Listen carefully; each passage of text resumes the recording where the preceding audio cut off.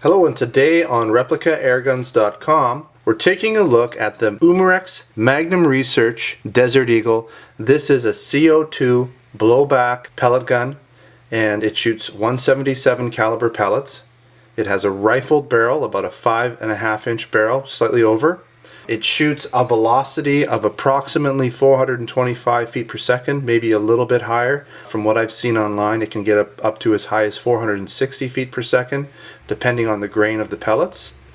This particular model, I've added a red dot scope to it because it is a very accurate pistol and it makes a great target shooter. I find you can shoot 20 to 30 feet out, no problem, and consistently hit cans all day long with this gun.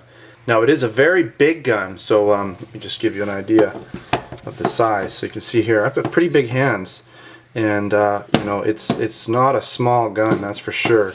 So if you have a small hand, this may not be the right gun for you. I want to also show you approximately the size of this gun by bringing another gun into the picture here.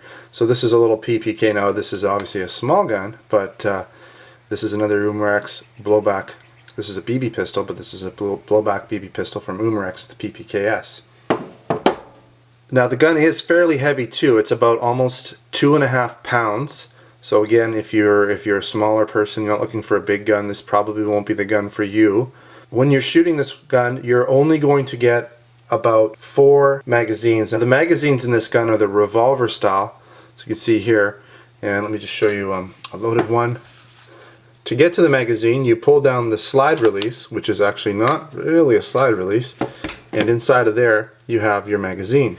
So let me just show you. It's probably going to be a little bit out of focus. Let's just refocus quickly. I'll pop this magazine in. It just folds in, goes in there, and then you close up, and there you go.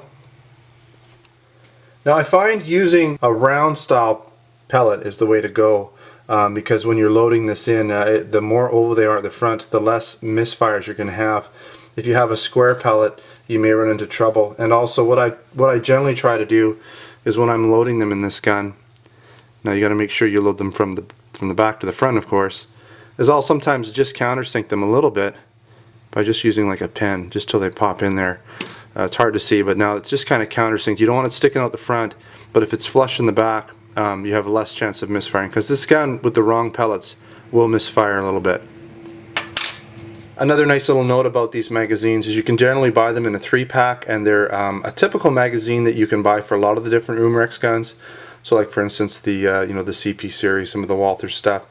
There's a number of guns that utilize this magazine. This particular gun is made in Germany.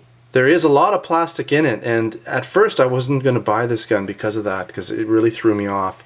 But once I got over the fact that it had plastic in it, I've really not been disappointed with this gun at all. It actually has impressed me, how well it shoots, the accuracy, just the gun in general. The quality is really up there. It is plastic. A lot of these guns these days, a lot of real guns are made out of plastic, as we know. There's no harm in bringing plastic into some of these BB guns.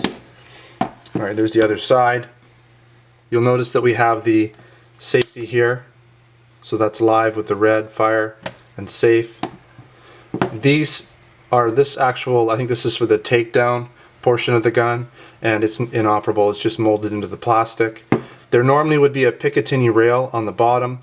I actually repurposed that for something else. I'm kind of regretting it. I'm trying to find the Picatinny rail to put it back on there, but I can't find one at this point. So if anybody knows where I can get the Picatinny rail, please let me know and I will add it back to this gun.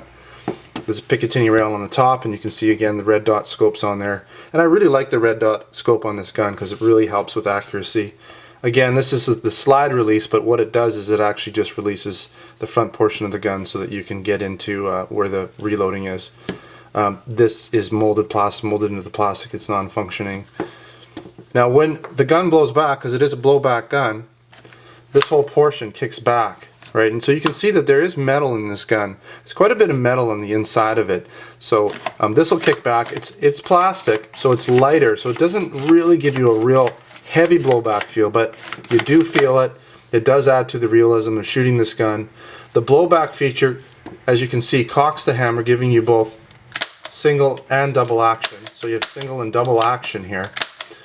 When you do the first part, so when you're actually pulling this trigger back here, you're rotating the magazine, and that puts basically another pellet in front of the barrel every time you do that. And the last part, this last little bit, has a nice feel, just lets the hammer release.